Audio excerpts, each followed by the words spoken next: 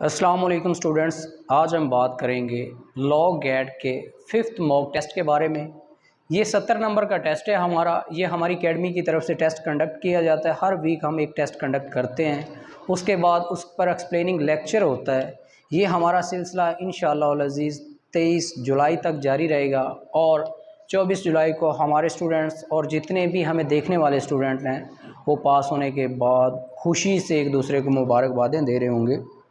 इस टेस्ट को और उसको फर्दर एक्सप्लेन करने का मकसद जस्ट और जस्ट इतना होता है कि आप जब एक क्वेश्चन को देखते हैं, उसको जब दोबारा सुनते हैं तो सुनने के साथ आपके एक क्वेश्चन के साथ 3-3, 4-4 क्वेश्चन तैयार हो रहे होते हैं। ठीक है, इस वजह से हम करते हैं। क्वेश्चन नंबर 1 की बात करते हैं। ये हमारा 17 मार्क्स जो टेस्ट है ये CPC पर है, QSO पर है, PPC है, लीगल एथिक्स है और कॉन्स्टिट्यूशन के आर्टिकल का पोर्शन इसमें शामिल है। अच्छा जी, क्वेश्चन नंबर 1 की बात करते हैं। विच article of the constitution of Pakistan 1973 deal with protection of minorities. अब माइनॉरिटीज़ जो है हमारी, उनको कौन सा आर्टिकल डील करता है? तो जो माइनॉरिटीज़ को आर्टिकल डील करता है वो 36 है, आर्टिकल 36 डील करता है। अब फंडामेंटल राइट्स के बाद 40 तक ये चीज़ें हमें यही बताती हैं कि किस तरह ट्रेड कर सकते हैं, किस तरह हम मिनॉरिटीज़ को हकूक़ देते हैं, किस तरह मिनॉरिटीज़ अपनी इबादत गाहें बना सकती हैं। तो बेसिकली जो आर्टिकल मिनॉरिटीज़ को डील करता है वो आर्टिकल 36 है। Article 18 of constitution of 1973 deal with. अब आर्टिकल जो 18 है, क्वेश्चन नंबर 18 के मुताबिक जो आर्टिकल 18 है वो किसको डील करता है? आर्टिकल 18 को, आर्टिकल 18 जो है वो फ्रीडम ऑफ ट्रेड को डील करता है।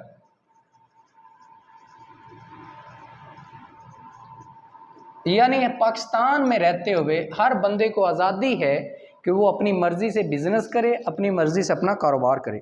Article 63 of constitution of Pakistan deal with disqualification of national assembly members, senators both A and B।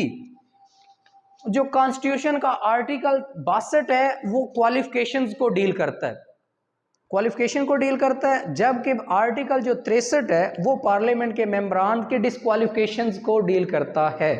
लिहाजा चाहे क्वालिफिकेशंस हों 62 के तहत, चाहे डिसक्वालिफिकेशंस हों 63 के तहत। शाह जी, 62 के तहत क्वालिफिकेशंस हों या 63 के तहत डिसक्वालिफिकेशंस हों, वो पार्लियामेंट के मेंबर होंगे। और जब पार्लियामेंट का जिक्र आएगा तो कौन से दो हाउस होंगे? नेशनल असेंबली और सेनेट, यानी किसी एक मेंबर का नहीं है, दोनों का, सेनेट और नेशनल असेंबली। नेशनल असेंबली का NA लिख दिया और सेनेट मुकम्मल लिख देते, यानी ये हमारा बनता है बेसिकली A+B। उसके बाद है due to 18 amendment power of president to dissolve national assembly under which article was diminished. किस आर्टिकल के तहत जो सदर के पास पावर्स थी कि वो असेंबली को डिसॉल्व कर सकता, वो ख़त्म कर दी गई थी। वो जी आर्टिकल हमारे पास है 58 का 2, सब आर्टिकल 2 और उसका सब आर्टिकल B। इसको हम ऐसे लिखेंगे 2 का B। Which article of the constitution of Pakistan deal with the constitution of high court. जो हाई कोर्ट के मुताल्लिक हमारे कॉन्स्टिट्यूशन में आर्टिकल डील करता है और जिससे हाई कोर्ट की डिटेल या उससे अगला प्रोसीजर स्टार्ट होता है, उसको कौन सा आर्टिकल डील करता है? तो हाई कोर्ट को जो आर्टिकल डील करता है वो 192 है। 192 से ऑनवर्ड जो है वो हाई कोर्ट्स के मुताल्लिक आर्टिकल बताता है कि पाकिस्तान में कौन कौन सी हाई कोर्ट्स हैं, कहाँ कहाँ पर हैं। हर प्रोविंस की अपनी हाई कोर्ट है और हाई कोर्ट के जजेस की जो रिटायरमेंट एज है वो 62 साल है। और हाई कोर्ट के जजेस को जो ट्रांसफ़र किया जाता है आर्टिकल 202 के तहत, वो सुप्रीम कोर्ट के पास अख्तियार, प्रेसिडेंट की इजाज़त के साथ। उसके बाद है हमारे पास क्वेश्चन नंबर 6। इफ़ ए जज is found guilty of misconduct his matter will be proceed by. अब जो भी जज मिसकंडक्ट करता है उसको कौन सा अदारा डील करता है? क्योंकि जैसे कि वकला को डील करने के लिए वकला के मामलात को कंट्रोल करने के लिए बार काउंसिल्स हैं, जैसे पंजाब के लेवल पर पंजाब बार है, अगर पाकिस्तान का लेवल देखा जाए तो पाकिस्तान बार काउंसिल है। ऐसे अगर जजेस भी मिसकंडक्ट करेंगे तो उनको कौन सा अदारा डील करेगा, कौन सी कमीशन है? तो जजेस जो मिसकंडक्ट करते हैं उसको डील करने के लिए हमारे पास है जी सुप्रीम जुडिशल कमीशन काउंसिल।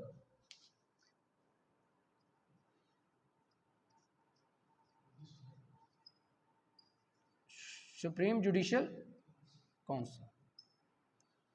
उसके बाद है जी हमारे पास क्वेश्चन नंबर 7 है, article 204 of the constitution of Pakistan deal with the contempt of high court, supreme court A and B. जब कंटेम्प्ट ऑफ कोर्ट की बात आएगी अकॉर्डिंग टू कॉन्स्टिट्यूशन और आर्टिकल 204 होगा, अकॉर्डिंग टू आर्टिकल 204 जो कंटेम्प्ट ऑफ कोर्ट होगी वो हाई कोर्ट की भी होगी और सुप्रीम कोर्ट की भी होगी, इसमें दोनों आते हैं, ठीक है।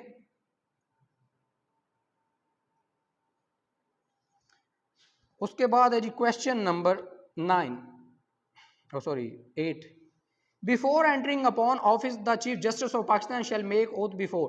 अब बात सिंपल सी ये है, जो चीफ जस्टिस ऑफ पाकिस्तान है वो किससे ओथ लेगा?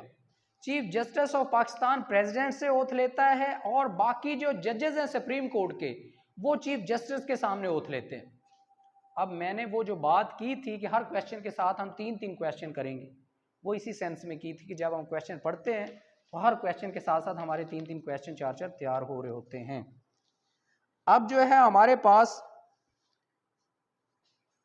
क्वेश्चन 8 के मुताबिक जो चीफ जस्टिस है वो ओथ लेगा प्रेसिडेंट से, सदर से। क्वेश्चन नंबर 9 है जी हमारे पास, a bill can be pass by in both houses of the parliament. जब पार्लियामेंट में एक बिल पास किया जाएगा तो वो कितनी मेजोरिटी के साथ पास होगा? तो वो 2/3 मेजोरिटी के साथ पास होगा।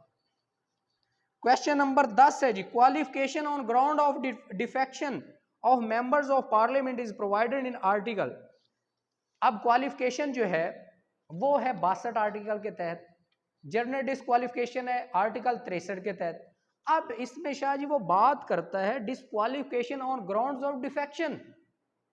जब डिफेक्शन की बुनियाद पर डिस्क्वालिफिकेशन होंगी तो वो आर्टिकल 63A के तहत होंगी, ठीक है।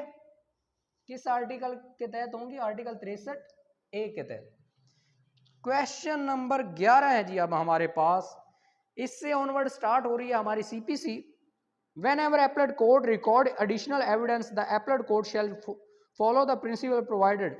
जब appellate court according to rule 41 appellate court additional evidence record 41 के मुताबिक additional evidence record करेगी, उसको एविडेंस को रिकॉर्ड करने का जो प्रोसीजर है वो हमें कौन सा रूल बताता है? यानी ऑर्डर हमारे पास 48 है, उसका रूल हमारे पास 28 है, ठीक है। अब हमारे पास question number 12, where an appeal is dismiss under rule 11 or 17 of CPC, the appellate court can apply for re admission of appeal as provided in. अब जब रूल 11 और 17 के तहत एक अपील डिसमिस हो जाती है, री एडमिशन अपील की एप्लीकेशन जो है वो किस ऑर्डर और किस रूल के तहत दी जाएगी? वो ऑर्डर होगा 41, ऑर्डर कौन सा होगा? 41, और रूल उसका होगा 19। एक अपील ऑर्डर 11 और 17 के तहत अगर डिसमिस हो जाएगी तो उसको री एडमिशन के लिए ऑर्डर 41 के रूल 19 के तहत दोबारा री एडमिशन करवाया जाएगा, उसको दोबारा दायर किया जाएगा, रिस्टोर करवाया जाएगा। उसके बाद है इसमें सीएम दी जाएगी रिस्टोर करवाने के लिए। Order 41 which rule empowers appellate court to dismiss appeal without sending notice to lower court। अब एक बात आपने सुनी है, ऑर्डर 11 का 3 क्वेश्चन में जिक्र हुआ है, ऑर्डर 41 का और रूल 11 का। अब दोबारा उसका मैंने क्वेश्चन पूछ लिया था, लेकिन कुछ लोगों ने यहां भी गलती की। तो ऑर्डर 41 रूल 11 में जब एक अपील आती है हाई कोर्ट के पास या एपलेट कोर्ट के पास, वो सिर्फ एप्लांट और या उसके प्लीडर को सुनने के बाद हाई कोर्ट का अगर दिल करे तो वो नीचे वाली कोर्ट को, जिस कोर्ट का फैसला ऊपर अपील में आया है, उस नीचे वाली कोड को नोटिस किए बिना अपील डिसमिस कर सकता है। इसको जो आर्टिकल रूल डील करता है ना, ऑर्डर 41 का जो रूल डील करता है वो रूल 11 है। ठीक है, order 41 rule 51 of CPC deal with. अब ऑर्डर 41 है, उसका रूल 51 ये किसको डील करता है? एक्सटेंशन ऑफ इंजंक्टिव ऑर्डर या डिस्चार्ज और setting side of injunctive order? तो ये discharge of injunctive order, sorry ये है, हाँ, stay, sorry, order 41 rule 5A of CPC deal with the stay of execution by appellate code. Stay of execution by appellate code, APC, AC, appellate code. उसके बाद question number 15 है, order 39 rule 4 of CPC deal. Order 39 जिसको हम temporary injunction कहते हैं, आर्जी stay कहते हैं, उसका रूल जो 4 है वो किसको डील करता है? ऑर्डर 39 का रूल 4 जो है वो सेट असाइड को डील करता है, स्टे को खत्म करने पर डील करता है। Set aside of stay. उसके बाद क्वेश्चन नंबर 16 है हमारे पास, order 39 of CPC deal with passing of temporary injunction, passing of interlocutory orders. ये दोनों को डील करता है, बोथ। टेम्परेरी स्टे भी है और इंटरलोकेटरी ऑर्डर्स भी है। पहले जो 5 रूल हैं 1 से 5 तक वो किसके हैं? टेम्परेरी स्टे के, आर्जी स्टे के हैं, और 6 से 10 तक जो हैं वो इंटरलोकेटरी ऑर्डर्स के हैं। उसके बाद है जी हमारे पास क्वेश्चन नंबर 17 है, सीपीसी इज नॉट एप्लीकेबल। जो सीपीसी है वो कहाँ एप्लीकेबल नहीं होती? क्रिमिनल मैटर में, क्रिमिनल केसेस में या क्रिमिनल मैटर में सीपीसी और क्रिमिनल कोर्ट्स में एप्लीकेबल नहीं होती। क्वेश्चन नंबर 18 है, suit shall be instituted by the presentation of application memo, plaint or in such other manner as prescribed. जब भी एक केस दायर होगा वो प्लेंट की शक्ल में होगा, यानी वो दावे की सूरत में होगा। ठीक है, the term res judicata means, the term res judicata means a matter already adjudicated. Question number 19 है, टर्म रेस जुडिकाटा सेक्शन कौन सा है सीपीसी का? जैन सेक्शन 11 है या 10 है? पक्की बात है, इसको रेस जुडिकाटा के कंसेप्ट को सेक्शन 11 डील करती है और इसमें मैटर जो है वो ऑलरेडी डिसाइड हो चुका होता है। अब हमारे पास है इसमें क्वेश्चन नंबर है 20, under order 1 rule 1 all person में बी ज्वाइंट एज प्लेंटिफ। अब ऑर्डर 1 के तहत उसका रूल 1 है, उसके तहत तमाम लोग जो हैं वो एक सूट में क्या पार्टीज बन सकते हैं? As a plaintiff, sorry, plaintiff बन सकते हैं, एक केस में मुद्दई बन सकते हैं। अब मुद्दई कौन बंदा बन सकता है? Their right to relief is same. एक से ज्यादा लोग एक केस में मुद्दई बन सकते हैं उस शक्ल में जब सबका जो राइट है, जो सबका मकसद है, जो सबका ग्रीवियंस है वो एक जैसा हो, सेम हो। ठीक है, according to question 20, right to relief same.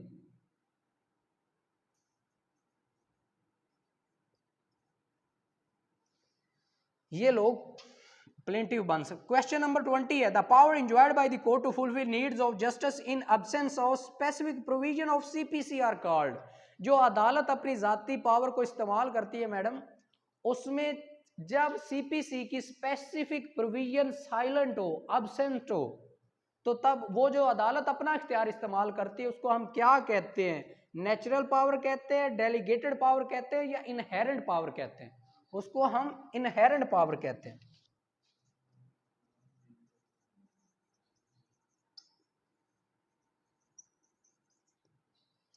उसके बाद क्वेश्चन नंबर 22 है, order 6 rule 15 of CPC deal with. Order 6 है, ऑर्डर 6 रूल 15। बेसिकली ऑर्डर 6 है क्या? प्लीडिंग है। ऊपर मैंने ऑप्शन दी है, verification of pleading, amendment of pleading, both A and B, या रिजेक्शन ऑफ प्लीडिंग। तो इसका क्वेश्चन जो आंसर बनता है, ऑर्डर क्या है? 6 है, रूल भी उसका 15 है, तो ये क्या है? Verification, verification of pleading. Question number है जी 23, which section deal with the revision. Revision के मुताल्लिक कौन सा सेक्शन डील करता है? सेक्शन 15 डील करता है इसको। 115, 114 जो है सीपीसी का, वो रिव्यू को डील करता है, और 115 किसको डील करता है? रिवीजन को। सेक्शन रिवीजन 115 सेक्शन के तहत है सीपीसी के मुताबिक। Question number 24, order 1 of CPC deal. Order 1 जो है सीपीसी का, उसका टाइटल क्या है? लिटिगेशन है, डॉक्यूमेंटेशन है, या पार्टी टू सूट है? उस जो ऑर्डर 1 है उसका टाइटल है पार्टीज टू सूट, केस की parties free can. Question number 25 है, the order of CPC which deal with the written statement. अब रिटन स्टेटमेंट को ऑर्डर कौन सा डील करता है? क्योंकि ऑर्डर 1 डील करता है party to suit, order 6 deal करता है प्लीडिंग को, और प्लीडिंग का मतलब क्या है? प्लेंट और रिटन स्टेटमेंट। और प्लेंट कौन सा ऑर्डर है? ऑर्डर 7 है, और रिटन स्टेटमेंट ऑर्डर कौन सा है? ऑर्डर 8 है। रिटन स्टेटमेंट का ऑर्डर हमारे पास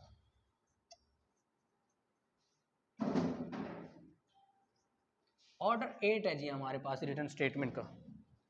क्वेश्चन नंबर है जी हमारे पास 26 है। As per principle lay down in order 6 rule 2 of the CPC, pleading needs to state material facts not evidence, evidence none of above. अब जो ऑर्डर 6 है, according to CPC, order O जो है ये ऑर्डर को रिप्रेजेंट करता है। Order 6 उसका रूल जो है, रूल आर को रिप्रेजेंट करता है। रूल 2 के मुताबिक एक वो जो प्लीडिंग है उसमें क्या होना चाहिए? प्लीडिंग में जो है वो ऑर्डर सिर्फ मटेरियल फैक्ट्स होने चाहिए, ना के एविडेंस। क्या होने चाहिए? Material facts. जो मेन मुद्दा है बस वो होना चाहिए, material facts. Question number 27, where plaintiff rely on any other document as evidence in support of his claim, he shall enter such document in। जिस डॉक्यूमेंट पर जो मुद्दई है वो रिलाय कर रहा है, वो क्या होगा? वो लिस्ट ऑफ डॉक्यूमेंट में ऐड होना चाहिए। जो डॉक्यूमेंट आपने दावा दायर करते वक्त लिस्ट ऑफ डॉक्यूमेंट में मेंशन नहीं किया और साथ नहीं लगाया, बाद में उसको लगाने के लिए आपको स्पेशल परमिशन लेनी पड़ेगी। अगर आप परमिशन नहीं लेते तो उस डॉक्यूमेंट पर आप रिलाय नहीं कर सकते। ठीक है रोबन? Question number 28, order 6 of CPC deal with. 28 है जी ऑर्डर 6। ऑर्डर 6 किसको डील करता है? प्लीडिंग को। इन चीज़ों को जब हमारा लास्ट 10 दिन का सेक्शन होगा, जो हमारा 10 दिन का सेशन है ना, उस सेशन में हमने ये करना है कि हमने चीज़ों को इस तरह होना है आप लोगों को फिंगर टिप्स पर। ऑर्डर फलां क्या, रूल फलां क्या कहता है, फलां कहता है, फलां सेक्शन क्या है, फलां QSO का आर्टिकल क्या कहता है, फलां चीज़ क्या कहता है। तो हमारा जो आखिरी 10 दिन का सेशन है, इंशाअल्लाह अज़ीज़ इसी तरह हम इसको तैयारी से, मैं क्यों कहता हूँ कि पेपर जब हम एक्सप्लेन करते हैं, अब एक एक क्वेश्चन के साथ हम 4-4 5-5 क्वेश्चन तैयार करते हैं।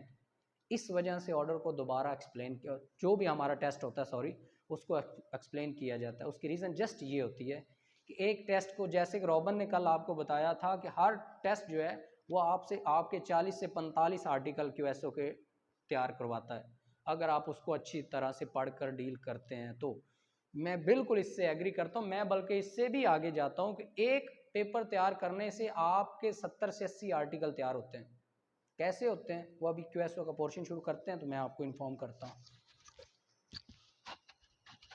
अच्छा जी, अब हम बात करते हैं क्वेश्चन नंबर 29 की। Where the plaintiff seeks recovery of money the plaint shall state the amount price amount claim. अब जब प्लेंटिफ मुदई अकॉर्डिंग टू क्वेश्चन 29 के मुताबिक एक मुदई है और वो अब एक दावे में रिकवरी का दावा है, उसमें पैसों की लेन देन की बात करता है, तो वो क्या करेगा? प्राइस अमाउंट क्लेम्ड, वो उसको अमाउंट जो है वाज़े तौर पर लिखेगा, जो अमाउंट वो क्लेम कर रहा है क्लेम्ड। क्वेश्चन नंबर 30 है where neither plaintiff nor defendant appear on fix day of hearing the date of the fate of the suit shall be. अब ना मुदई आता है ना मुद्दाले आता है, यानी ना प्लेंटिफ आता है ना डिफेंडेंट आता है, तो ये किस ऑर्डर और किस रूल के तहत दावा जो है, और इसके साथ क्या होगा? ये ऑर्डर 9 रूल 3 के मुताबिक डिसमिस हो जाएगा इसमें दावा। अब ये देखो, आपको ये पता है कि कॉन्सिक्वेंसेस ऑफ अपीयरेंस और नॉन अपीयरेंस को कौन सा ऑर्डर डील करता है? ऑर्डर 9 डील करता है। अच्छा जी, ये जी था हमारा सीपीसी का पोर्शन जो हमने क्वेश्चन 30 के साथ कंप्लीट किया है। अब हमारा क्यूएसओ पोर्शन शुरू होने लगा। Where neither article which article of the Qanun Shahadat provided that question not be asked without reasonable ground. कौन सा आर्टिकल है जिसमें यह कहा जाता है कि आप बगैर रीजनेबल ग्राउंड के क्वेश्चन नहीं कर सकते? 144, ये क्यूएसओ का आर्टिकल 144 है, 144 है, जिसमें आप विदाउट रीजन क्वेश्चन नहीं कर सकते। Birth of a child, question number 32 है, birth of a child during marriage is conclusive proof of legitimacy. Husband and wife की जब शादी होती है, शादी के दौरान, शादी के दरमियान जो बच्चा पैदा होता है उसको जायज़ तस्वर किया जाएगा, क्योंकि जो एक इज़्दवाजी रिश्ते में है उनकी जितनी भी औलाद होगी उसको जायज़ तस्वर किया जाएगा। अब इसमें यह है, शादी है, शादी के 6 मंथ बाद आपकी सेपरेशन होगी और बच्चा पैदा हो गया, वो भी जायज़ तस्वर किया जाएगा। शादी है और शादी नहीं है, डाइवोर्स हो गई है या सेपरेशन हो गई है, उसके बाद 2 साल बाद बच्चा पैदा होता है, लेकिन इस दौरान औरत आगे शादी नहीं करती, तो वो भी बच्चा लेजिटिमेट कंसीडर होगा, लीगल कंसीडर होगा। आर्टिकल, इसको आर्टिकल डील करता है 128 कानून शहादत का।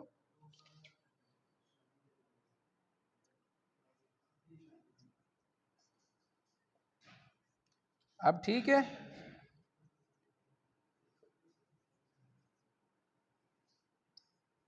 लेजिटिमेसी ऑफ चाइल्ड का जो आर्टिकल है वो 128 है, ये भी आगे आ जाएगा, बल्कि पिछले पेपर में था।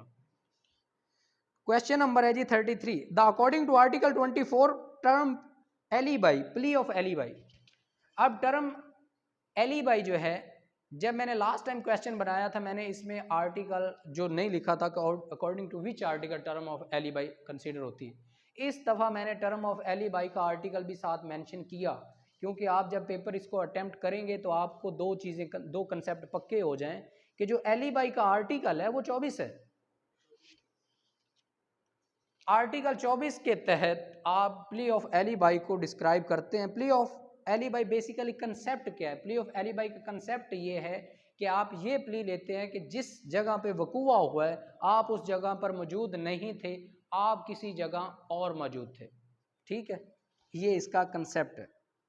Question number, plea of alibi,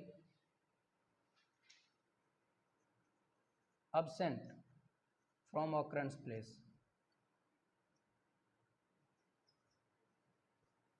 absent from occurrence place। Question number है जी हमारे पास 34, the facts and issues raised in pleading need to be proved. जो फैक्ट्स एंड इशू हैं जो प्लीडिंग में या दावे में या जवाब दावे में बताए गए हैं, उनको किस तरह प्रूव किया जाएगा? उसको oral evidence, primary evidence, secondary evidence, तीनों के जरिए अप्रूव किया जाएगा। तो इसका आंसर जो बनता है वो सी बनता है हमारा, ओरल एविडेंस, प्राइमरी एविडेंस और सेकेंडरी एविडेंस। क्वेश्चन नंबर 35 है, whenever the opinion of any living person is relevant the ground upon which the such opinion is based are also relevant, irrelevant depends upon nature. तो ये relevant है, जब एक living person कोई opinion किसी चीज को बेस बनाकर दे रहा है तो वो क्या है, relevant.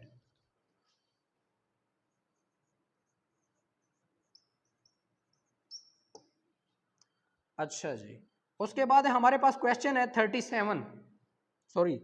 36, opinion of expert upon any point of law और फैक्ट इज। किसी एक्सपर्ट की जो ओपिनियन है अकॉर्डिंग टू किसी लॉ के पॉइंट पर या किसी चीज पर, वो रेलिवेंट है। फॉर एग्जाम्पल, आप एक हैंड राइटिंग वाले एक्सपर्ट से कोई ओपिनियन लेते हैं किसी केस के मुताल्लिक, तो वो रेलिवेंट है। आप किसी मेडिकल ऑफिसर की कोई ओपिनियन लेते हैं किसी केस में, तो वो रेलिवेंट है, क्योंकि उसको आप बेस बना रहे हैं, उस केस का पार्ट बना रहे हैं। जिस चीज़ को आप उस चीज़ से रिलेट करेंगे या जिसकी किसी एक्सपर्ट की कोई ओपिनियन लेंगे, चाहे थंब इम्प्रेशन की है, चाहे हैंड राइटिंग की है, चाहे मेडिकल है, जो भी बंदा है जिस काम में एज एक्सपर्ट इस्तेमाल किया जाएगा, उसकी ओपिनियन उस केस के मुतल्लिक रेलिवेंट होगी। उस बंदे की जिसको ऑथराइज किया जाएगा। रॉबन, एक कंसेप्ट क्लियर हो गया।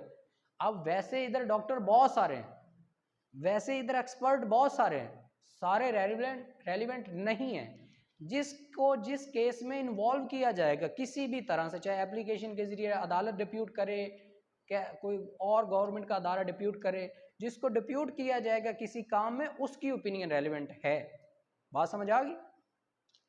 ये चीज़ आपने याद रखनी है। वैसे तो डॉक्टर पाकिस्तान में पता नहीं कितने, तो सारे डॉक्टर की एक केस में ओपिनियन तो रेलिवेंट नहीं होती। जिसके जो मेडिकल जारी करता है या जिस पर उसकी एक्सप्लेनिंग मार्क्स आते हैं, उसकी ओपिनियन ही रेलिवेंट होती है।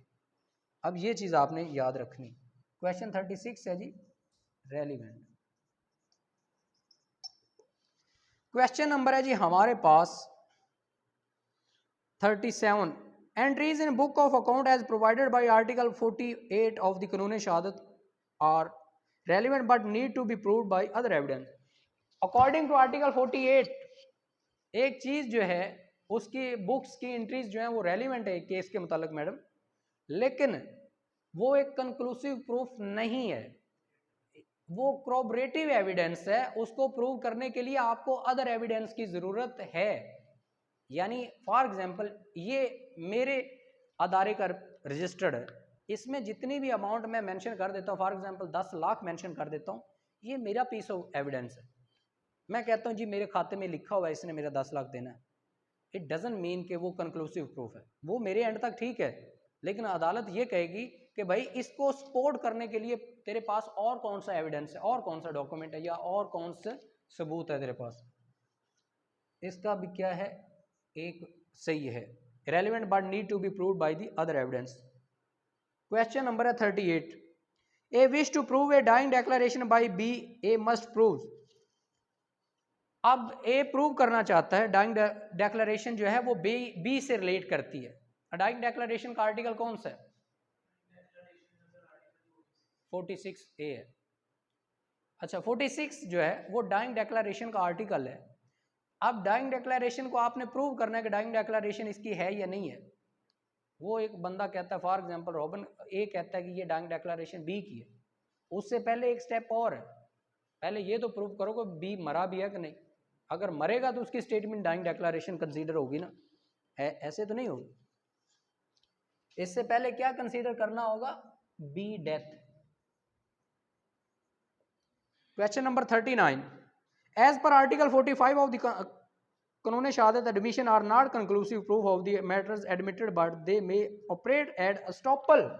यानी अकॉर्डिंग आर्टिकल 45 वो ये कहते हैं जो एडमिशन है, किसी चीज को मान लेना, अतराफ कर लेना, वो कंक्लूसिव प्रूफ नहीं है, लेकिन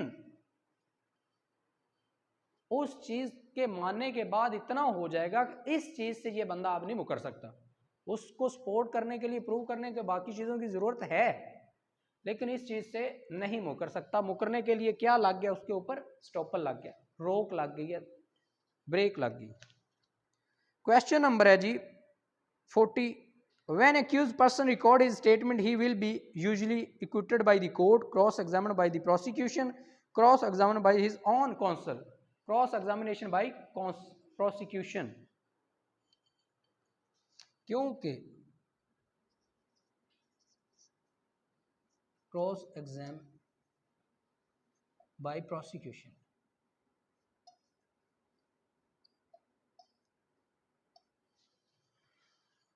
क्वेश्चन है जी 41, A undertakes to collect rent for B, B sues A. Question अब गौर से सुनिएगा, ये इलस्ट्रेशन है उन्होंने शहादत की। A undertakes to collect rent for B, B sues A for not collecting rent due from C to B, from C to B. A denies that rent was due from C to B. A statement by C that he owed by B rent is an admission। जो वो B चीज़ मानता है कि उसने उससे लेना है, वो क्या है? उसका एडमिशन है, उसका इतराफ़ है, उस चीज़ का इकरार है। इधर ही लिखते हैं क्या है 41 का एडमिशन। क्वेश्चन नंबर है हमारे पास 42, which article deal with the identification of parade. शनाख्त परेड से, आईडी परेड से, आईडी परेड को कौन सा आर्टिकल डील करता है? अब ये चीज आपको ना भूले, आर्टिकल 22 डील करता है शनाख्त परेड को, ठीक है। शनाख्त परेड का कोई स्पेसिफिक वर्ड नहीं लिखा हुआ आर्टिकल 22 में, लेकिन जब भी शनाख्त परेड की बात आएगी डिस्कस आर्टिकल 22 ही होता है। कुछ आर्टिकल ऐसे हैं जिनकी आइडेंटिफिकेशन के लिए उसको समझना, उसकी तशरीह को मद्देनज़र रखना होता है, ना कि वर्ड्स, उसके बैकग्राउंड को याद रखने के लिए वो आर्टिकल जाने जाते हैं। Article 17 of Qanun Shahadat deal with the quality of evidence, competency and number of witness. Competency of witness, article जो 17 है वो कंपिटेंसी ऑफ विटनेस को डील करता है।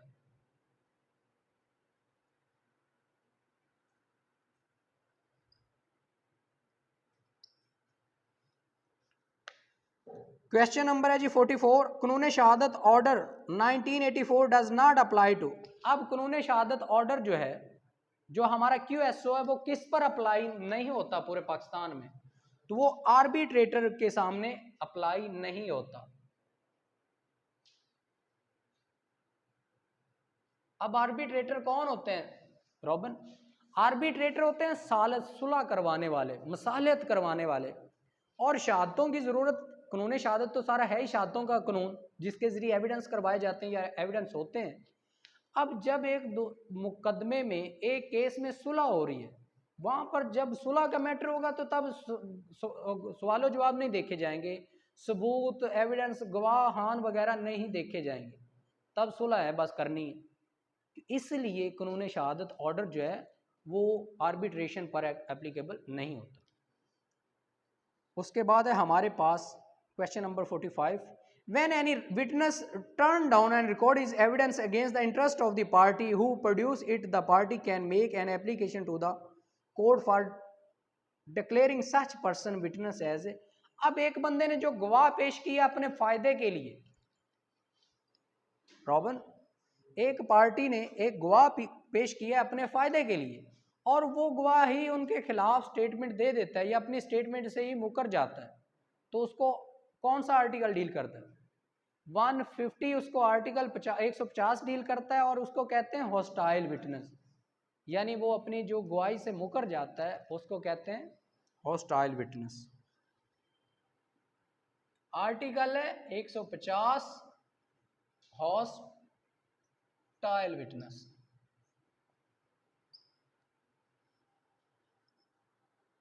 Question number 146, the process of evidence conducted by the adverse party.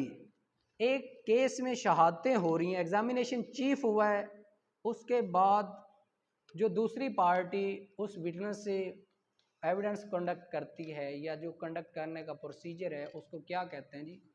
Cross examination. Examination chief का article कौन सा रॉबन? 132 है और क्रॉस का 44। अब इसको कहते हैं जी 144 के तहत क्रॉस एग्जामिनेशन। सिंपल 14 नहीं क्रॉस एग्जामिनेशन सिंपल ये नहीं। चलो ठीक है मुक भी कर 44 क्वेश्चन कौन था जी? 47। Article 142 of the Qanun Shahadat deal with the compulsion of a witness to answer any question, protection of a witness to reply any question, discretion of a witness to reply any question।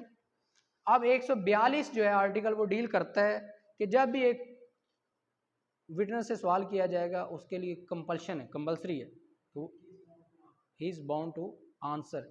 और यही चीज़ इसको deal करती है, इसके एक और article भी deal करता है 15। ये दोनों एक दूसरे से मिलते जुलते हैं। 142 का मतलब ये आर्टिकल 142 का कि जिस से भी आंसर किया जाए वो उसका रिप्लाई करने का बाउंड है, रिप्लाई टू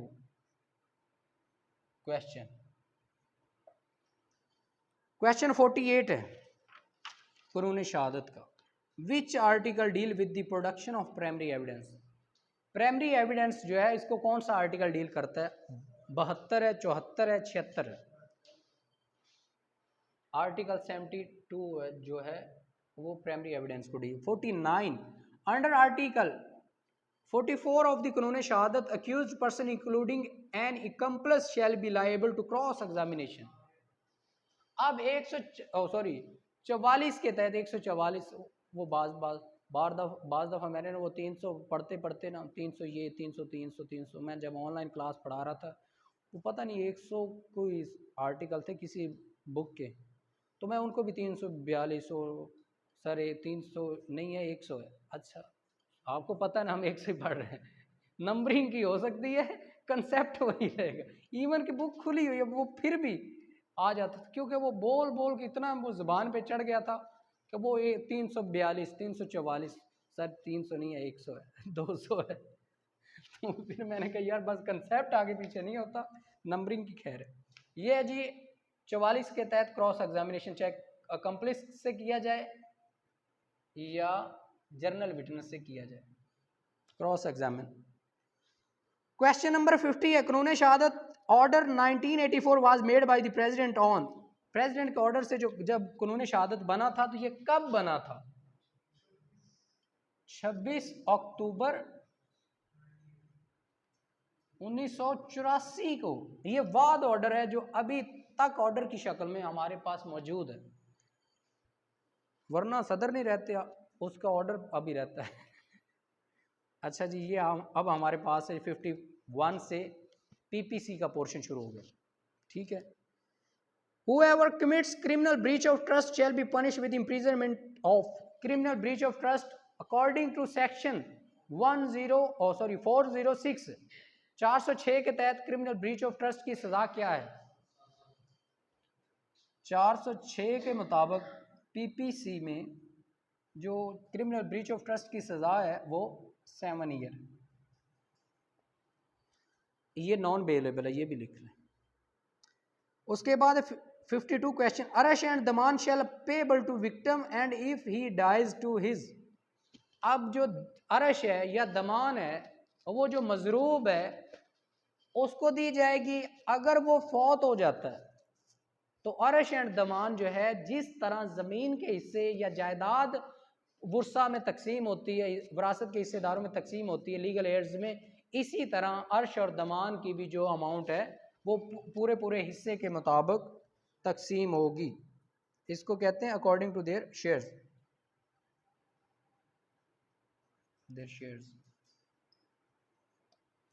अच्छा जी अब हमारे पास क्वेश्चन 53 है Whoever cause a woman with। अब क्वेश्चन को गौर से सुनना है, ये गलत लगाया गया है कुछ लोगों ने। इस्तकाते हमल और इसकाते जनन में क्या फ़र्क है? सिंपल सा फ़र्क है। अगर औरत हामला हो जाए, बच्चा बनने के बाद गिराया जाए तो वो है इसकाते जनन, ठीक है। औरत हामला हो जाए और अभी बच्चा यानी हमल ठहर गया, बच्चा नहीं बना, अंदर ऑर्गन 4 महीने बाद बनते हैं, ये कुदरत का प्रोसेस है। तो उसके बाद जो बच्चा गिराया जाता है, अभी बच्चे के ऑर्गन नहीं बने, बच्चा मिसकैरी कर दिया गया है, गिरा दिया गया है, तो इसको कहते हैं इसकाते हमल, ठीक है। ये क्वेश्चन भी कहता है whoever cause a woman with child some of whose limbs or organ have not been formed to miscarry, यानी बच्चा नहीं बना, तो ये क्या कंसेप्ट है? इसकाते हमल है।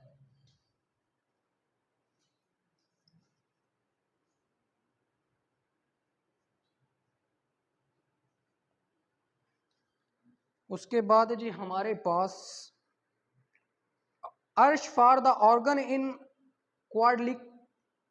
क्वाड्रिप्लिकेट इज प्रोवाइडेड इन सेक्शन, किस सेक्शन के तहत? 337 का कौन सा सेक्शन है जिसके मुताबिक जो क्वाड्रेक्ली यानी 4 जिसके अज़ा हों तो उसमें अर्श दी जाएगी। और इसमें एक चीज़ मैंने बताई थी कि इंसानी जिस्म में 4 सिर्फ एक चीज़ है और वो है ये आई लैशेज़, ये एक नीचे वाला, एक ऊपर वाला, एक नीचे वाला, एक ऊपर वाला, मैडम यही सिर्फ इंसानी जिस्म में हिस्सा ऐसा है जो 4 की फॉर्म में, ठीक है। इसको डील करता है 337S। इन्होंने बात की है कि वो कौन सा हिस्सा जो 4 की फॉर्म में है और उस पर जो अर्श है वो 337 के किस सेक्शन के तहत लग, 337S के तहत। अब आपको पता है वही बात मैं करने लगा हूँ कि हर चीज़ के साथ साथ हमारे 4 क्वेश्चन जुड़े हुए हैं। If there is no wali of deceased, then the government will be wali as provided in section. Which section?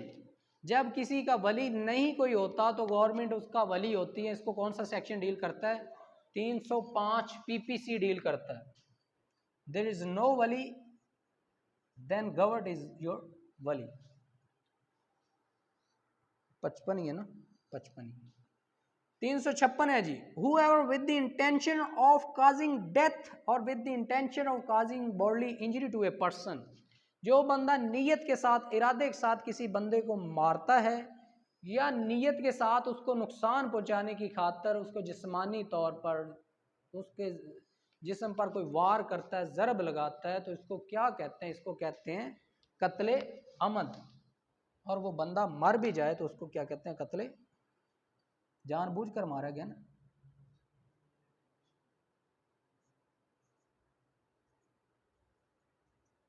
कत्ले अमद। 57 under Pakistan penal code and aggressor does not entitle to right of self defence. जो aggressor है उसके पास self defence का right नहीं है। 100 नहीं, 106 तक तो वैसे है प्रिविलेजेस, 105 में आएगा पीपीसी में। 105 है, ये 4 है, इधर है एग्जैक्ट, इसको कर लेना। जो अग्रेसर है उसके पास सेल्फ डिफेंस का राइट नहीं होता। 105 जो है उसमें प्रॉपर्टी का है, सॉरी, और ये 106 में जाएगा या 4 में जाएगा। अग्रेसर जो बंदा जोश में आकर किसी को मारता है उसके पास सेल्फ डिफेंस का राइट नहीं होता। No right to self defence.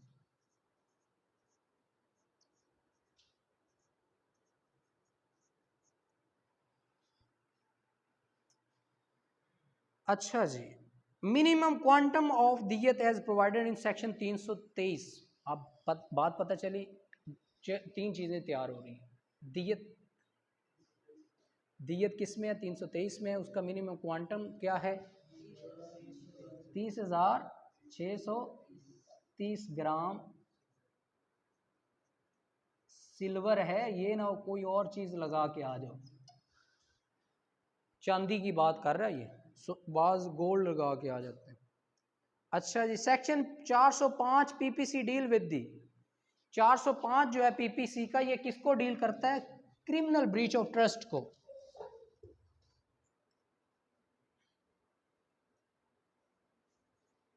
Criminal breach of, क्या हो गया, कौन सा, वो कर लेते हैं, दोबारा कर लेते हैं, करने वाली बात ही कोई नहीं। अच्छा, क्वेश्चन नंबर है जी, कत्ले अमद की डेफिनेशन किस सेक्शन में दी गई है? तो ये क्वेश्चन है हमारे पास 59, सॉरी, कत्ल की जो डेफिनेशन है वो सेक्शन 300 में दी गई है। उसके बाद हमारे पास सेक्शन 6 क्वेश्चन 60 है, 506 जो है, सॉरी 405 जो है पीपीसी का, वो किसको डील करता है? क्रिमिनल ब्रीच ऑफ ट्रस्ट को। इससे ऊपर मैंने क्वेश्चन नंबर 51 है, उसमें जिसमें 406 के तहत 7 साल सजा हुई थी, उस जुर्म की जो डेफिनेशन है वो 405 में है। ये ऊपर 51 क्वेश्चन पढ़िएगा।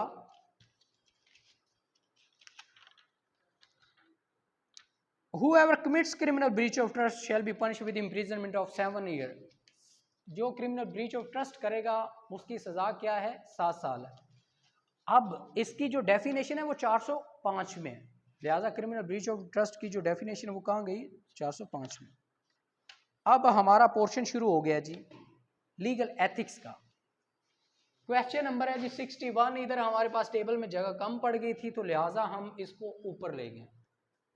अकॉर्डिंग टू रूल 135, रूल कौन सा है जी?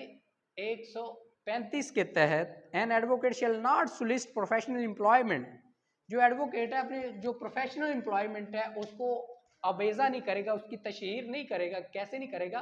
बाय एडवर्टाइजिंग, वो एडवर्टाइजिंग नहीं करेगा,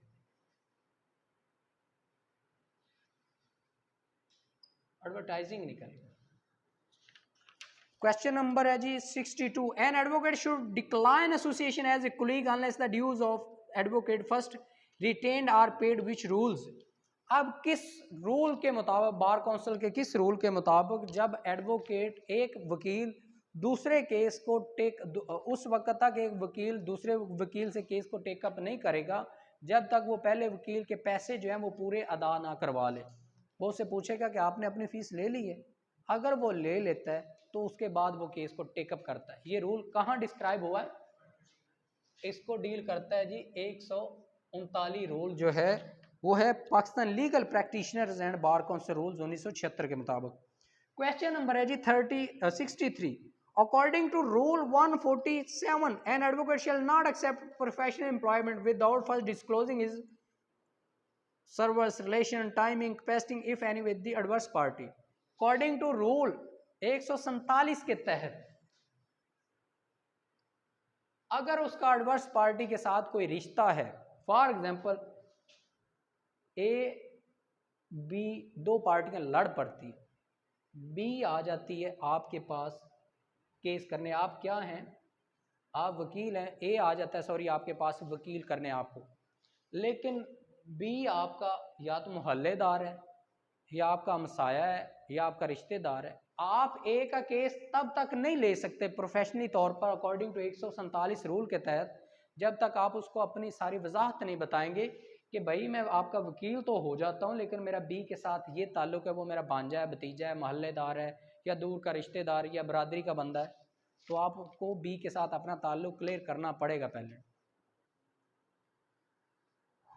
क्वेश्चन है जी according to 44, according to rule 145 an advocate shall not acquire an interest in the property of interest involve in case.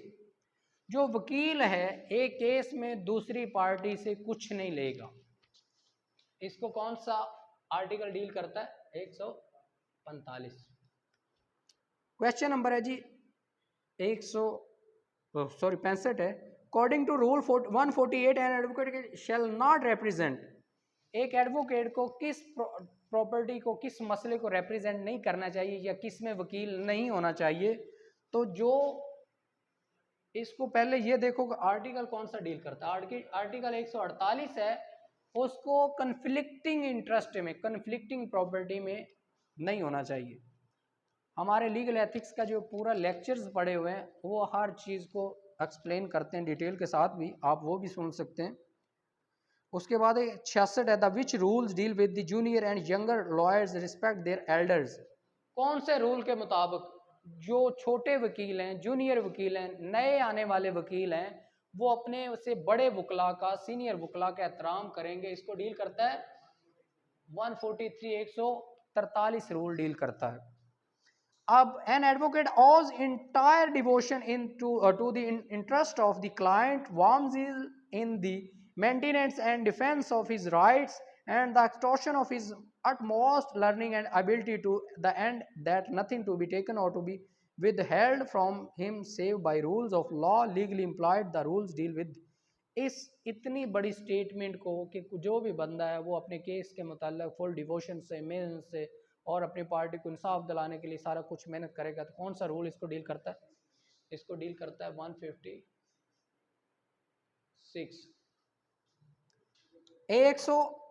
168 के मुताबिक which law deals with professional conduct of lawyer. कौन सा law जो है वो लॉयर्स के प्रोफेशनल कंडक्ट को deal करता है? Pakistan legal practitioners and bar council rules 1976। अब क्वेश्चन है हमारे पास 59, N advocate shall not in the absence of the opposing council communicate. जो वकील है वो दूसरी काउंसिल की गैर मौजूदगी में आर्गूमेंट नहीं करेगा। इसको आर्टिकल कौन सा डील कर, रूल कौन सा डील करता है? An advocate shall not advise a person whose testimony could establish or tend to establish a material fact to avoid service of process or conceal himself or otherwise to make his। एक जो वकील है वो अपनी party को ये नहीं बताएगा अगर उसको पता चल जाए कि फलां बंदे की गवाही से तेरा केस तेरे खिलाफ हो सकता है, लिहाजा वो ये नहीं उसको कहेगा कि टेस्टिमनी अनअवेलेबल, यानी गवाही गायब कर दे। लेकिन वकील ऐसे कहते एनू चुक लेनी तो तेनू चुक लेना ना होता ये है। ये जी था हमारा 5th लॉ गेट का मॉक टेस्ट। इंशाअल्लाह अज़ीज़ अगर भी आप पूरा सुनते हैं तो आपका जो पेपर है वो 70% का ये पेपर है, लेकिन आपका पेपर 80% तैयार हो जाना है इंशाअल्लाह अज़ीज़।